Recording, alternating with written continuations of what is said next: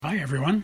I'm excited to be here today to talk to you about some of the miracle stories that are happening right here in our own city, in our own state, every day. My name is Tony Kausha, and the title of our show is Tony's 50,000 Coincidence Miracles. Please note, this show is not about religion, and we're not trying to change anyone's religion, and we're not trying to get you to join any religion. It's just about miracle stories. I don't know of any religion on the planet that doesn't talk about miracles.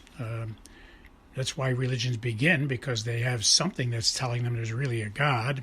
But we're not going to get into that. We're going to just talk about miracles and leave the decisions about all that up to you. So we don't care what religion you are. We just want to talk about miracles. If you are an atheist, I think you'll enjoy the program as well, although I can't guarantee you'll remain an atheist very long after you hear many convincing stories, coincidence kinds of stories about miracles. You can email me your own stories if you wish. We'll try to use all we can on the show. I can't guarantee we will, depending on volume and time, but you're welcome to send your stories on to us, and we will mention them when we can. You can send them to the following email address. But please notice that if we do use your story, we won't mention your name. We'll keep you anonymous. And we suggest that in your story, when you send it to us, don't use your correct name. That way anyone listening will not be able to figure out that it was you that sent the story in. The email address you can send your stories to is very easy to remember. It consists of 2 words and 3 numbers. The first word is Tony, spelled Tony, and the second word is and, spelled A-N-D, and the numbers are 777. So once again, the name is Tony and 777 at AOL.com. Well, let us begin.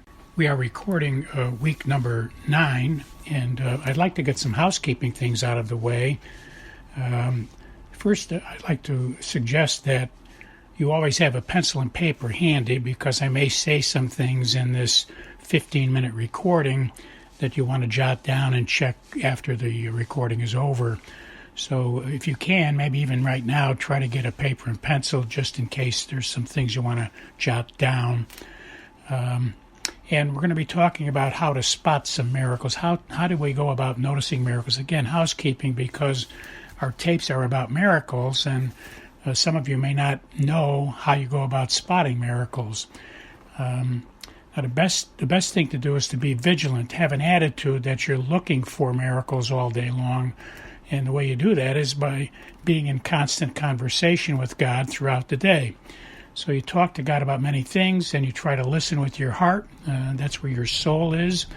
People say listen with your heart. What they mean is to look for inspirations, because God is speaking to your soul, and that's what they mean when they say listen to your heart, typically anyway. So by talking to God, you'll get inspirations, and I've explained in prior tapes, an inspiration is 2 words. You get an inflow, in, and you get aspiration. So the Spirit of God is coming into you and giving you ideas. That's what an inspiration is. So if you keep talking to God throughout the day, you will be getting inspirations. The next way you can do it, another way of being in touch with God and hearing God and seeing miracles, is to ask for help. Obviously, if you say, God, help me with this project, or God, help me find my way back home, I've lost my map, I don't have my iPhone is not here, please inspire me which roads to take to get me back home. So when you ask for help and you start getting inspirations and ideas that solve your problem and answer the question you just asked, that's also how you'll see coincidence miracles. The coincidence being you asked God, and the answer, the instance being you're getting the clarification. And the third thing is that when you just notice a coincidence, you're going through your day and you notice some kind of a coincidence, like maybe you thought about calling your brother and the phone rang and your brother was calling you, and then after that's over and you have your talk with him on the phone, then you study and analyze what just happened, and you'll notice, gee, I was going to call him, but he called me, etc.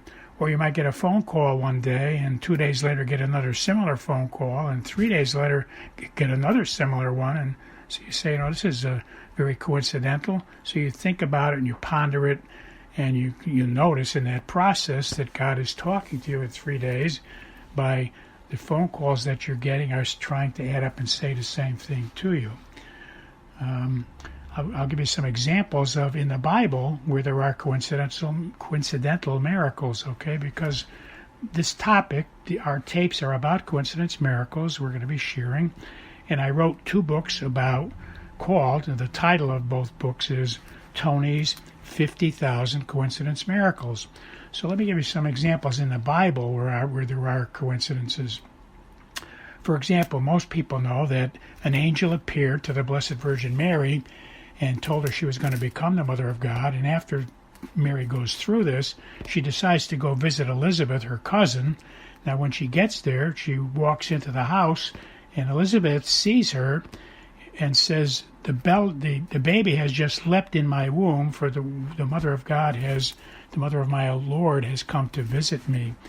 And so there's a coincidence miracle. Mary goes to see Elizabeth. She doesn't tell her anything. There's no way of communicating to her anything. And when she walks into the building, the baby leaps in the womb of her cousin Mary. That's a coincidence miracle. The coincidence being that, I came, and the baby reacted coincidentally at this moment. So that's one thing in the Bible. There's another example in the Bible where Jesus tells 2 men to go into town and follow a man carrying a water jug. And they do. They go into town, and coincidentally, they see a man walking with a water jug as soon as they walk into town. So they followed him, as Jesus said to follow him. And sure enough, he leads them to a house and a person, and they ask the person, the Lord has sent us here, Jesus has sent us here to prepare for the Passover meal. And sure enough, they had arrived at the right place. So coincidentally, they got into town in the Bible. They followed the man as Jesus said, and coincidentally, they found the building and the room that they were to prepare. Another example is Jesus tells Peter to go down to the lake and pick up the first fish that he catches and open its mouth, and he will find a coin in it to pay the taxes. And sure enough, Peter goes down to the lake. He takes the first fish that he catches. He opens its mouth, and there's a coin in there. So coincidentally, if he didn't go fishing as he was told, he wouldn't be seeing the coincidence of exactly what Jesus said would happen. And he took the coin to go and pay the taxes as Jesus had instructed him to do. In the Old Testament, there's the story of Moses, who everybody knows, or most people know, that Moses saw a bush that was on fire, but it was not being consumed. So he saw the fire surrounding this bush, but he saw that it was not consuming the bush. So he gets inspired to walk over and investigate and see what this is all about. And when he walks over closer, maybe it was a city block away, he hears a voice, or it could have been an inspiration, because when he says, I heard God's voice, it could have very well been he was getting an inspiration from God.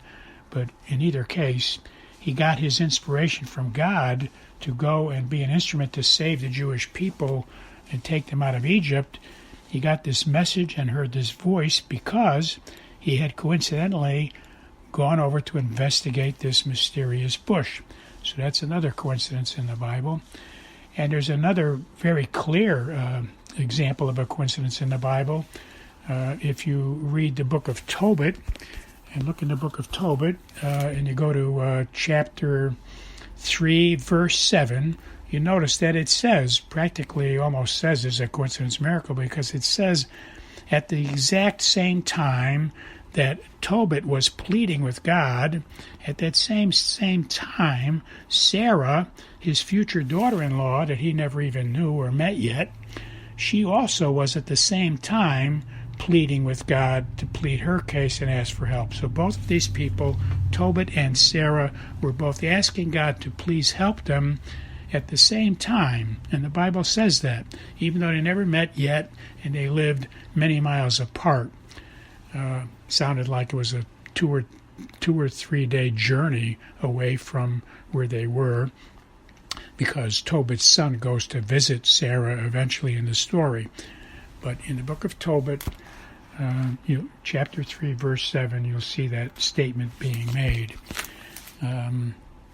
Okay. Now, let's see. Please notice as you listen to future talks and future recordings that there may be cases where you don't understand some things. And that's because we're in week number 9 now, and we've already recorded 8 weeks of stories, and we've said things in those 8 weeks like we have just said just now about, how you can find in the Bible examples of coincidence miracles. And so I just would like to make mention to you now that if you're not believing some things in the future on future recordings or even in this one, and they're confusing, etc., they're based upon prior recordings. And so I would tell you that maybe what you need to do is go back and listen to recordings for week number 2 through week number 6. Those recordings, number 2 through week number 6, there are a lot of basic fundamental things being explained there in those weeks, and they'll help you understand some things, okay? Basically, what everybody should be sure about from past recordings, past shows, is that every single person on the planet Earth can absolutely have discussions with God and get answers from God. It's called inspirations or ideas, and we absolutely filled with evidence in the past 8 weeks of evidence. So I gave a lot of evidence in all those weeks. Anybody can, and usually from the age of reason, somewhere around the age of 12 onward. Even before the age of 12, there are examples, many examples of young children being able to have conversations with God. And the reason for this is because God has made us with that ability. It's something within us that's part of us. We can, all of us, have discussions with God. We just have to do it. We ask him questions, and because he's God and he can do anything, he answers us. Okay, now let me share another miraculous thing that happened to me.